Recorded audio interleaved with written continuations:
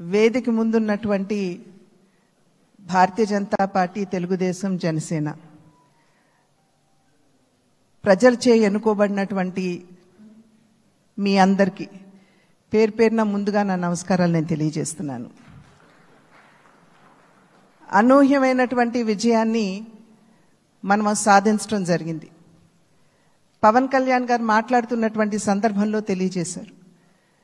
ఏ విధంగా ఢిల్లీలో మేము కూర్చున్నటువంటి సందర్భంలో ఆంధ్ర రాష్ట్రంలో జరిగినటువంటి ఎన్నిక జరిగిన తీరు మాత్రమే కాదు, 3 పార్టీల మధ్య ఏర్పడినటువంటి సమన్వయం ఒక రకంగా యావత్ భారతదేశానికి కూడా ఇది ఒక ఎగ్జాంపుల్గా నిలవాలి అని చెప్పి ఢిల్లీలో మాట్లాడుకున్నటువంటి మాట.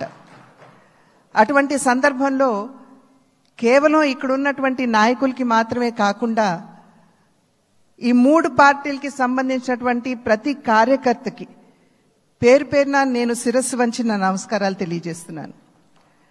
అదేవిధంగా తెలుగు ప్రజలు గడిచిన 5 సంవత్సరాల కాలంలో వారు ఎదుర్కొన్నటువంటి సమస్యలు, ఒక విధ్వంసకర పాలన, విద్వేషపూరిత పాలన, కక్షపూరితమైనటువంటి పాలన ఎదుర్కొన్నటువంటి సందర్భంలో అభివృద్ధి అన్న పదానికి అసలు అర్థం లేకుండా పోయినటువంటి నేపథ్యంలో సంక్షేమం, నిజమైనటువంటి సంక్షేమం అన్నది ప్రజలు దూరమైనటువంటి సందర్భంలో విసిగి వేసారిపోయినటువంటి ప్రజలందరూ కూడా మనం ఊహించలేదు.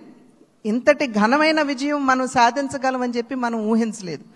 ఖచ్చితంగా అధికారంలోకి వస్తాము అనేటువంటి భావన ప్రతి ఒక్కరిలో ఉన్నప్పటికీ, ప్రతి నాయకుడికి వచ్చినటువంటి మెజారిటీని ఒక్కసారి మనం చూసినట్లయితే ప్రజలు ఒక కసితోటి ఎట్లాగైనా సరే ఈ యొక్క ప్రజా వ్యతిరేక పాలనకి అంతం పొందించాలి, జగన్మోహన్ రెడ్డి అనేటువంటి ఒక రాక్షసుడు ఎవరైతే పరిపాలిస్తున్నారో ఇంటికి పంపించాలి అనేటువంటి భావన ఏదైతే వారి మనసులో కరుడుగట్టి ఉన్నదో అది వారు బయటికి చెప్పకనే వారు ఓటు మాధ్యమంగా తెలిపినటువంటి నేపథ్యంలో వారందరికీ కూడా, తెలుగు ప్రజలందరికీ కూడా నా ధన్యవాదాలు నేను తెలియజేస్తున్నాను.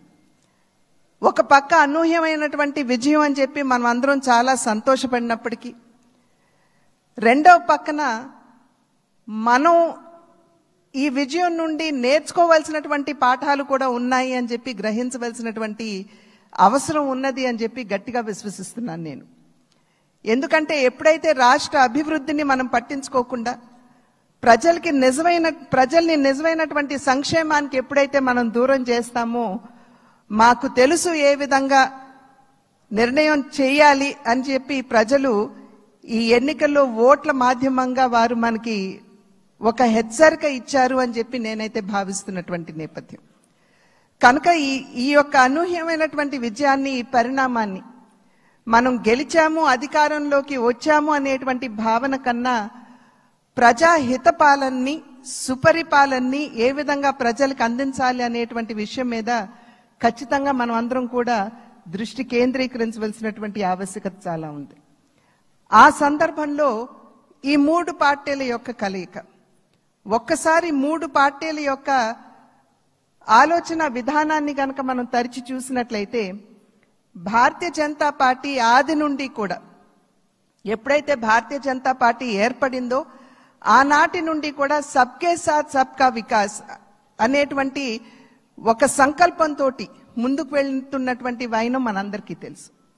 అదేవిధంగా నందమూరి తారక రామారావు గారు తెలుగుదేశం పార్టీని స్థాపిస్తున్నటువంటి సందర్భంలో సమాజమే దేవాలయం, పేదవాడే దేవుడు అనేటువంటి ఒక విశ్వాసంతో ప్రజల మధ్యకు వచ్చినటువంటి నేపథ్యం. అదేవిధంగా జనసేన ఆవిర్భావం చూసినా కూడా సమాజంలో ఎక్కడైనా సరే పేదవాడికి, సాధారణ పౌరుడికి గనక అన్యాయం జరిగినట్లయితే గళం విప్పి ప్రశ్నిస్తాము అంటూ ముందుకు వచ్చినటువంటి నేపథ్యం. కనుక ఈ 3 పార్టీల యొక్క ఆవిర్భావం, వారి యొక్క ఆలోచన విధానం చూసినట్లయితే ఒకే దిశలో ఒకే రకంగా ఉన్నటువంటి విషయాన్ని మనం గమనించాలి. అంటే సమాజంలో ఉన్నటువంటి సాధారణ పౌరుడికి న్యాయం చేయాలి, పేదవాడికి నిజమైనటువంటి సంక్షేమాన్ని అందించాలి అనేటువంటి లక్ష్యం ఈ 3 పార్టీలకు ఉన్నటువంటి సందర్భంలో ఈ 3 పార్టీల యొక్క కలయిక నిజంగా ఒకంత ఆలస్యమైనా కూడా ఇది రాష్ట్రానికి చాలా అవసరమైనటువంటి కలయిక అని చెప్పి నేను భావిస్తున్నాను. మరి నేను అనేక సందర్భాల్లో చెప్తూ ఉంటాను, ఈ మూడు పార్టీల యొక్క కలయిక చూసినప్పుడు ఒక త్రివేణి సంగమాన్ని మనం చూస్తున్నట్టుగా మనం భావించవలసినటువంటి నేపథ్యం. ఒక పక్క చంద్రబాబు నాయుడు గారి స్ఫూర్తి, చంద్రబాబు నాయుడు గారి యుక్తి, రెండవ పక్క నరేంద్ర మోడీ గారి స్ఫూర్తి, అదేవిధంగా పవన్ కళ్యాణ్ గారి శక్తి.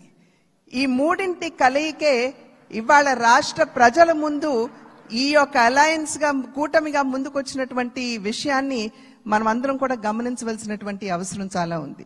ఇందాక చెప్పినట్లుగా ప్రజా సంక్షేమ పాలనని, సుపరిపాలనని ఏ విధంగా ప్రజలకు అందించాలి అనేటువంటి విషయం మీద దృష్టి పెడుతూ కక్షపూరితంగా ముందుకు వెళ్లకుండా మనం కూడా మన కార్యకర్తలకి తెలియజేస్తూ వారిని కూడా ఒకంత శాంతింపపరుస్తూ, ఎందుకంటే గడిచిన 5 సంవత్సరాల కాలం వారు ఎదుర్కొన్నటువంటి సమస్యలు ఏదైతే ఉన్నాయో, ఇబ్బందులు ఏవైతే ఉన్నాయో వాటి నేపథ్యంలో ఒకంత అత్యుత్సాహం కావచ్చు ముందుకు వచ్చి మరి ఏ విధంగా మనం ముందుకు వెళ్ళాలి అనేటువంటి అంశం మీద దృష్టి సారిస్తున్నటువంటి సందర్భంలో మనం సంయమనాన్ని పాటించడం మాత్రమే కాకుండా మన కార్యకర్తలు కూడా మనం సంయమనాన్ని పాటించవలసినటువంటి ఆవశ్యకతని వారందరికీ తెలియజేయవలసినటువంటి బాధ్యత మన మీద ఉన్నది అని చెప్పి తెలియజేస్తూ, ఏదైతే ఇప్పుడు సోదరులు పవన్ కళ్యాణ్ గారు మరి ప్రతిపాదించారు, చంద్రబాబు నాయుడు గారిని మన నాయకుడిగా ఎన్నుకోవటం, నేను దాన్ని సమర్థిస్తున్నాను అని చెప్పి తెలియజేస్తూ